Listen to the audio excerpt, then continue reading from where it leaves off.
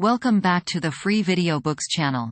Today we're reading The Indian Ocean, of 20,000 Leagues Under the Sea by Jules Verne.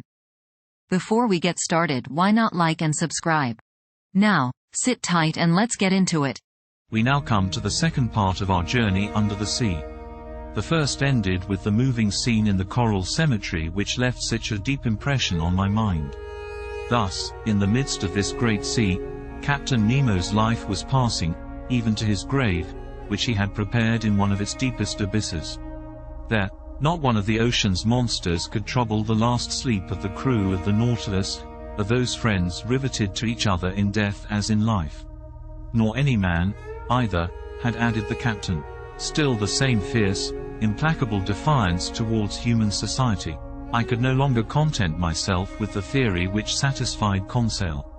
That worthy fellow persisted in seeing in the commander of the Nautilus one of those unknown savants who return mankind contempt for indifference.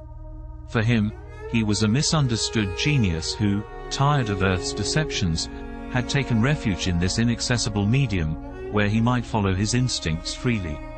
To my mind, this explains but one side of Captain Nemo's character. Indeed, the mystery of that last night during which we had been chained in prison, the sleep, and the precaution so violently taken by the captain of snatching from my eyes the glass I had raised to sweep the horizon, the mortal wound of the man, due to an unaccountable shock of the Nautilus, all put me on a new track.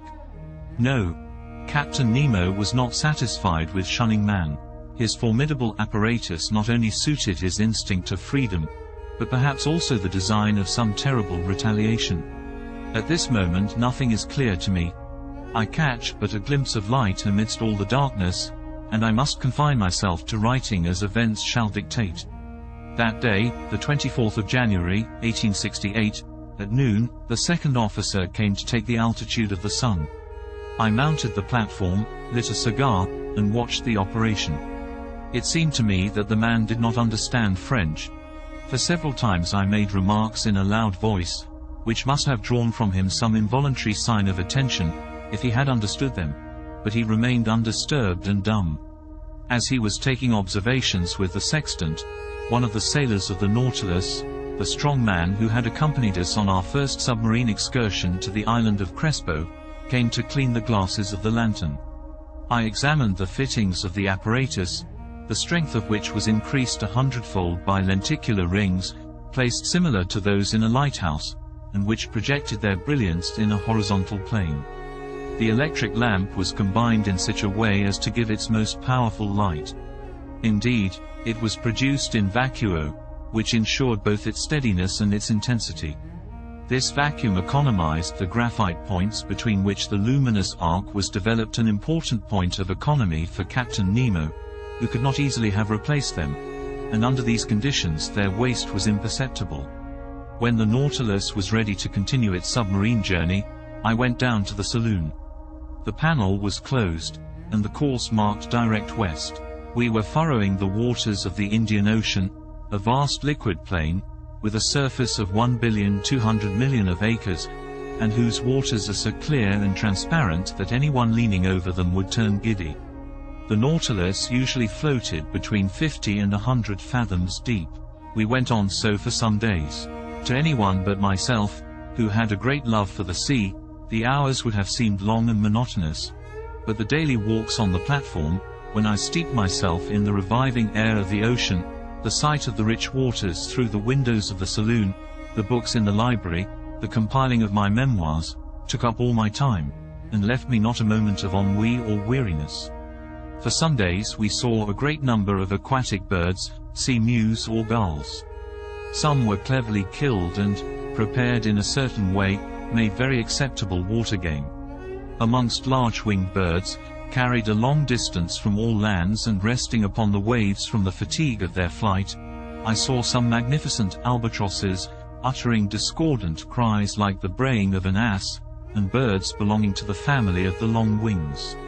As to the fish, they always provoked our admiration when we surprised the secrets of their aquatic life through the open panels. I saw many kinds which I never before had a chance of observing. I shall notice chiefly ostracions peculiar to the Red Sea, the Indian Ocean, and that part which washes the coast of tropical America. These fishes, like the tortoise, the armadillo, the sea hedgehog, and the crustacea, are protected by a breastplate which is neither chalky nor stony, but real bone. In some it takes the form of a solid triangle, in others of a solid quadrangle. Amongst the triangular I saw some 1.5 inches in length, with wholesome flesh and a delicious flavor. They are brown at the tail, and yellow at the fins, and I recommend their introduction into fresh water, to which a certain number of sea fish easily accustom themselves. I would also mention quadrangular ostracions, having on the back 4 large tubercles, some dotted over with white spots on the lower part of the body, and which may be tamed like birds. Trigons provided with spikes formed by the lengthening of their bony shell, and which, from their strange gruntings, are called sea pigs. Also dromedaries with large humps in the shape of a cone, whose flesh is very tough and leathery. I now borrow from the daily notes of Master Conseil. Certain fish of the genus Petrodon peculiar to those seas, with red backs and white chests, which are distinguished by 3 rows of longitudinal filaments, and some electrical, 7 inches long, decked in the liveliest colors. Then, as specimens of other kinds, some ovoides, resembling an egg of a dark brown color, marked with white bands, and without tails, diodons, real sea porcupines, furnished with spikes, and capable of swelling in such a way as to look like cushions bristling with darts, hippocampi, common to every ocean, some pegasi with lengthened snouts, which their pectoral fins, being much elongated and formed in the shape of wings, allow, if not to fly, at least to shoot into the air. Pigeon spatulae, with tails covered with many rings of shell, macroniati with long jaws, an excellent fish, 9 inches long, and bright with most agreeable colors, pale-colored calaimors, with rugged heads, and plenty of chat-pea-dons, with long and tubular muzzles, which kill insects by shooting them, as from an airgun, with a single drop of water. These we may call the flycatchers of the seas. In the 89th genus of fishes, classed by Lacipede, belonging to the 2nd lower class of bony, characterized by opercules and bronchial membranes, I remark the scorpina, the head of which is furnished with spikes, and which has but 1 dorsal fin. These creatures are covered, or not, with little shells, according to the subclass to which they belong. The 2nd subclass gives us specimens of Didactyles 14 or 15 inches in length, with yellow rays, and heads of a most fantastic appearance. As to the 1st subclass, it gives several specimens of that singular-looking fish appropriately called the sea frog, with large head, sometimes pierced with holes, sometimes swollen with protuberances, bristling with spikes, and covered with tubercles. It has irregular and hideous horns. Its body and tail are covered with callosities. Its sting makes a dangerous wound. It is both repugnant and horrible to look at. From the 21st to the 23rd of January the Nautilus went at the rate of 250 leagues in 24 hours, being 540 miles, or 22 miles an hour. If we recognized so many different varieties of fish, it was because, attracted by the electric light, they tried to follow us. The greater part, however, was soon distanced by our speed, though some kept their place in the waters of the Nautilus for a time. The morning of the 24th, in 12°5 a euro squared s lat, and 94°33 a euro squared long, we observed Keeling Island, a coral formation, planted with magnificent cocos, and which had been visited by Mr. Darwin and Captain Fitzroy. The Nautilus skirted the shores of this desert island for a little distance. Its nets brought up numerous specimens of polypi and curious shells of mollusca. Some precious productions of the species of Delphinulae enriched the treasures of Captain Nemo, to which I added an Astrea punctifera, a kind of parasite polypus often found fixed to a shell. Soon Keeling Island disappeared from the horizon, and our course was directed to the northwest in the direction of the Indian Peninsula. From Keeling Island our course was slower and more variable, often taking us into great depths. Several times they made use of the inclined planes, which certain internal levers placed obliquely to the waterline. In that way we went about 2 miles, but without ever obtaining the greatest depths of the Indian Sea, which soundings of 7,000 fathoms have never reached. As to the temperature of the lower strata, the thermometer invariably indicated 4° degree above zero. I only observed that in the upper regions the water was always colder in the high levels than at the surface of the sea. On the 25th of January the ocean was entirely deserted.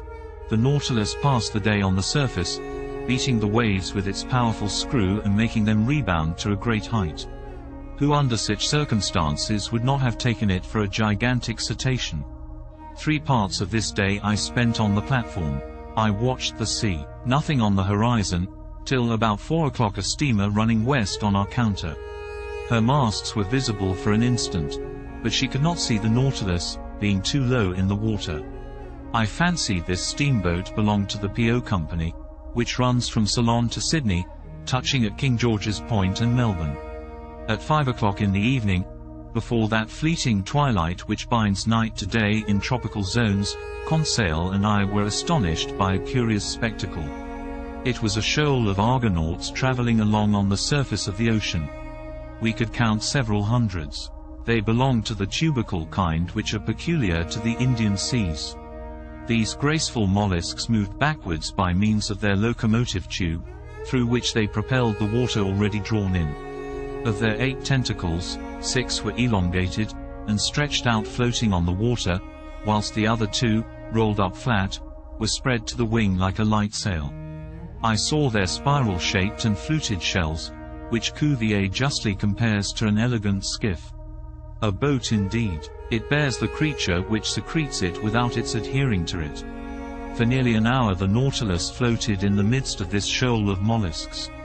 Then I know not what sudden fright they took, but as if at a signal every sail was furled, the arms folded, the body drawn in, the shells turned over, changing their center of gravity, and the whole fleet disappeared under the waves. Never did the ships of a squadron Mana move with more unity. At that moment night fell suddenly, and the reeds, scarcely raised by the breeze, lay peaceably under the sides of the Nautilus. The next day, 26th of January, we cut the equator at the 82nd meridian and entered the northern hemisphere. During the day a formidable troop of sharks accompanied us, terrible creatures, which multiply in these seas and make them very dangerous. They were Cestratio philippi, sharks, with brown backs and whitish bellies, armed with 11 rows of teeth-eyed sharks, their throat being marked with a large black spot surrounded with white like an eye. There were also some Isabella sharks, with rounded snouts marked with dark spots. These powerful creatures often hurled themselves at the windows of the saloon with such violence as to make us feel very insecure. At such times Ned Land was no longer master of himself. He wanted to go to the surface and harpoon the monsters, particularly certain smooth-hound sharks, whose mouth is studded with teeth like a mosaic, and large tiger sharks nearly 6 yards long, the last named of which seemed to excite him more particularly. But the Nautilus, accelerating her speed, easily left the most rapid of them behind. The 27th of January, at the entrance of the vast Bay of Bengal, we met repeatedly a forbidding spectacle, dead bodies floating on the surface of the water. They were the dead of the Indian villages, carried by the Ganges to the level of the sea, and which the vultures, the only undertakers of the country, had not been able to devour. But the sharks did not fail to help them at their funeral work. About 7 o'clock in the evening, the Nautilus, half immersed, was sailing in a sea of milk. At first sight the ocean seemed lactified. Was it the effect of the lunar rays? No, for the moon, scarcely 2 days old, was still lying hidden under the horizon in the rays of the sun. The whole sky, though lit by the sidereal rays, seemed black by contrast with the whiteness of the waters. Conseil could not believe his eyes, and questioned me as to the cause of this strange phenomenon. Happily I was able to answer him. It is called a milk sea, I explained. A large extent of white wavelets often to be seen on the coasts of Amboyna, and in these parts of the sea. But, sir, said Conseil, can you tell me what causes such an effect? For I suppose the water is not really turned into milk. No, my boy. And the whiteness which surprises you is caused only by the presence of myriads of infusoria, a sort of luminous little worm, gelatinous and without color, of the thickness of a hair, and whose length is not more than 7/1000 of an inch. These insects adhere to one another sometimes for several leagues. Several leagues, exclaimed Conseil. Yes, my boy. And you need not try to compute the number of these infusoria. You will not be able, for, if I am not mistaken, ships have floated on these milk seas for more than 40 miles. Towards midnight the sea suddenly resumed its usual color, but behind us, even to the limits of the horizon, the sky reflected the whitened waves, and for a long time seemed impregnated with the vague glimmerings of an aurora borealis. Did you enjoy today's chapter of 20,000 Leagues Under the Sea? Why not subscribe and ring the bell? Next time we'll be reading a novel proposal of Captain Nemo's. Don't miss it.